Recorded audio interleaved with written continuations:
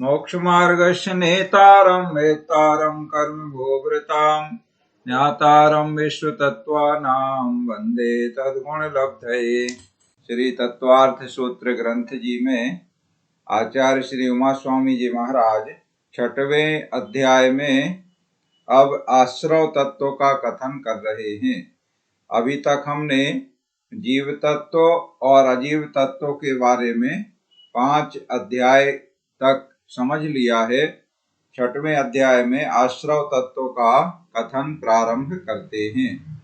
सूत्र नंबर 1 में आश्रव के बारे में बताया गया है।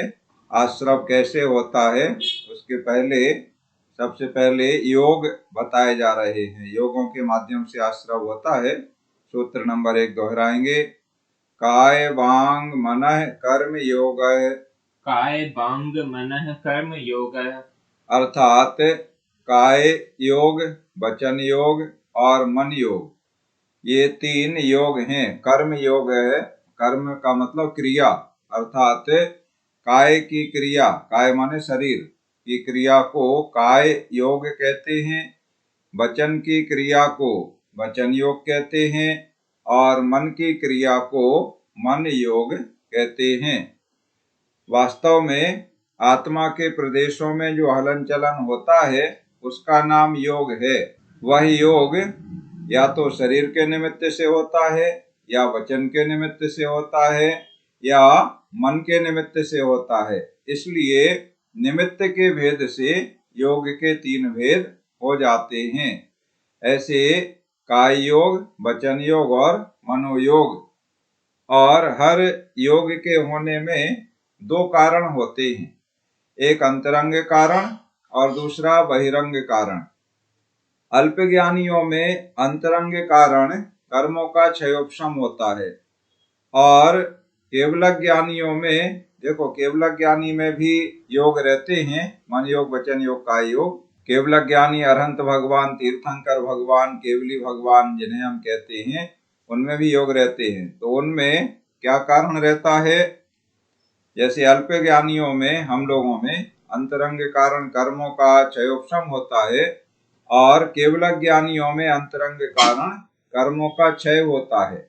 तथा बाह्य कारण वे 9 कर्म वर्गणाएं हैं जिनसे शरीर, वचन और मन की रचना होती है तथा जिन्हें जीव हर समय ग्रहण करता रहता है। अतः वीर्यांतराय कर्म का क्षयोपशम होने पर 7 प्रकार की काय वर्गणाओं में से किसी एक वर्गणा की सहायता से जो आत्म प्रदेशों में हलन चलन होता है उसे काय योग कहते हैं।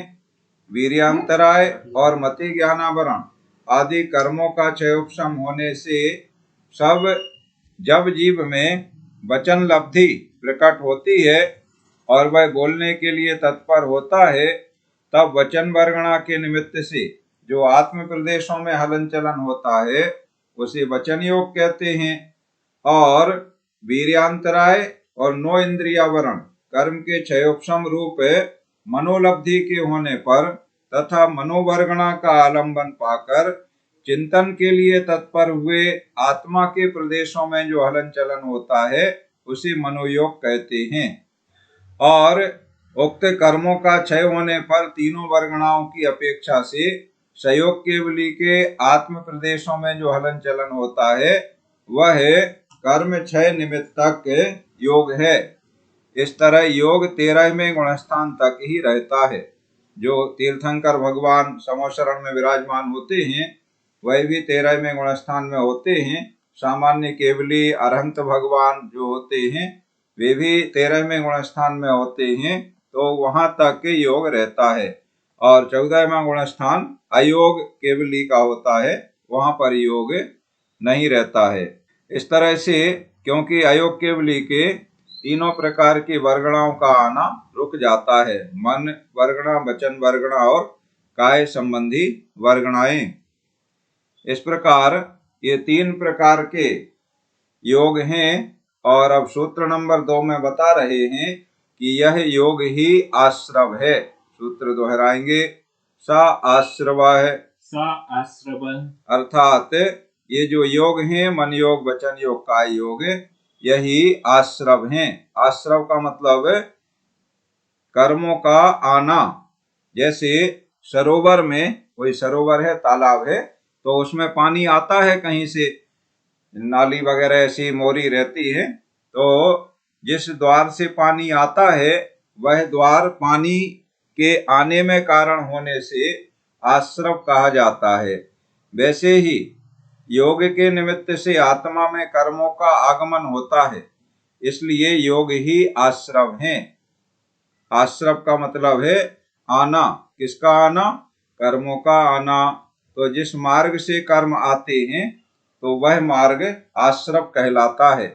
जो मन के मार्ग से आत्मा के प्रदेशों में हलन चलन हुई, उससे कर्म आते हैं। वचन के मार्ग से आत्मा के प्रदेशों में हलन चलन हुई, उससे कर्म आते हैं। और शरीर के माध्यम से, निमित्त से आत्मा के प्रदेशों में हलन चलन हुई, उससे कर्म आते हैं। इसलिए ये जो 3 योग हैं वही आश्रव हैं। अब योग के द्वारा जो कर्म आते हैं वे 2 प्रकार के कर्म आते हैं। सभी कर्मों को 2 भागों में विभाजित कर दिया गया है, एक पुण्य कर्म और दूसरे पाप कर्म। तो किस प्रकार से पुण्य कर्म आते हैं और किस प्रकार से पाप कर्म आते हैं, ये बात अत्यंत महत्वपूर्ण है। इसे आप अच्छे से समझ लें। इसलिए अच्छे से समझ लें और महत्वपूर्ण है कि देखो, हम सभी जानते हैं कि पाप कर्म का फल दुख रूप में हमें मिलता है और पुण्य कर्म का फल संसार में सुख रूप में मिलता है। तो संसार के सारे प्राणी, सारे जीव सुख चाहते हैं और दुख से डरते हैं। जब दुख से डरते हैं तो हम पाप कर्म का आश्रव न होने दें। जब पाप कर्म का आश्रव नहीं होगा तो हम दुखों से बचे रहेंगे। पुण्य कर्म का आश्रव होगा तो हमें संसार के जो सुख हैं, इंद्रिय जन्य सुख आदि हैं, वो हमें प्राप्त होंगे। इसलिए किस प्रकार से पुण्य कर्म आते हैं और किस प्रकार से पाप कर्म आते हैं, ये सूत्र नंबर 3 में बताया जा रहा है। सूत्र दोहराएंगे। शुभः पुण्यस्या शुभः पापस्य। शुभः पुण्यस्य शुभः पापस्य। हाँ, इसका मतलब क्या हुआ? शुभ है पुण्यस्य माने शुभ जो योग हैं वही मन वचन काय, मन योग, वचन योग, काय योग, इनके तीनों के 2-2 भेद कर दिए। जैसे मन योग में शुभ मन योग और अशुभ मन योग, इसी तरह वचन योग में शुभ वचन योग और अशुभ वचन योग, इसी तरह काय योग में शुभ काय योग और अशुभ काय योग। तो जो शुभ मन वचन काय योग हैं उनसे पुण्य कर्म का आश्रव होता है और अशुभ है पापस्य। यहाँ अशुभ निकलेगा, बाद में संधि विच्छेद करेंगे तो पुण्यस्य, शुभ है पुण्यस्य और अशुभ है पापस्य। तो अशुभ योग से पाप कर्म का आश्रव होता है। अब कौन से शुभ योग हैं और कौन से अशुभ योग हैं, अर्थात किस कार्य से शुभ योग है और क्या कार्य अशुभ योग में आते हैं, ऐसे अगर बात करें तो जो हिंसा, झूठ, चोरी, कुशील आदि इस प्रकार के जो पाप के जो कार्य हैं, ऐसे कार्य शरीर से करना, तो इससे ये अशुभ काय योग कहलाता है।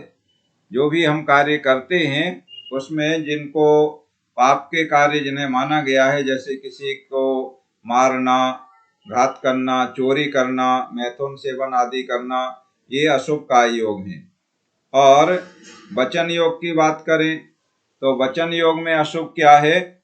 वचन योग में अशुभता के लिए हम बात करें तो झूठ बोलना, वचन की बात है ना, कठोर या असभ्य वचन कहना, किसी की निंदा, गाली, चुगली आदि के वचन कहना, ये अशुभ है, वचन योग है।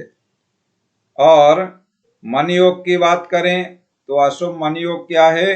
किसी के मन में जो विचार हम करते हैं, तो किसी के मारने का विचार किया, मन में किसी के प्रति ईर्ष्या का भाव रखा, इस प्रकार के ये अशुभ मनोयोग हैं। तो ऐसे अशुभ मन वचन काय योगों से पाप कर्म का आश्रव होता है। और शुभ योग क्या है? प्राणियों की रक्षा करना, तो शरीर के माध्यम से हम सेवा कर रहे हैं, परोपकार कर रहे हैं, रक्षा कर रहे हैं, तो शुभ काय योग हो रहा है। इसी तरह से सबका भलाई के वचन बोलना, हितमित वचन बोलना, ये शुभ वचन योग है। और मन से अच्छा सोचना, दूसरों का भला सोचना, सबका कल्याण हो, सबका भला हो, सभी सुखी रहें, इस प्रकार की भावना माना, मन में विचार करना। सर्वे भवन्तु सुखिनः, सर्वे सन्तु निरामया, सर्वे भद्राणि पश्यन्तु, माँ कश्चित् दुख भाग भवेत्। कोई भी प्राणी दुखी ना हो, ऐसा मन में विचार करना। देखो, बैठे बैठे आप बैठे हैं, खड़े हैं, कुछ भी कर रहे हैं, तो ऐसा मन से चिंतन कर सकते हैं। इसमें किसी को कुछ देना नहीं है, लेना नहीं है, कहीं जाना नहीं है, मंदिर की घंटी बजाना नहीं है, कुछ खर्च करना नहीं है।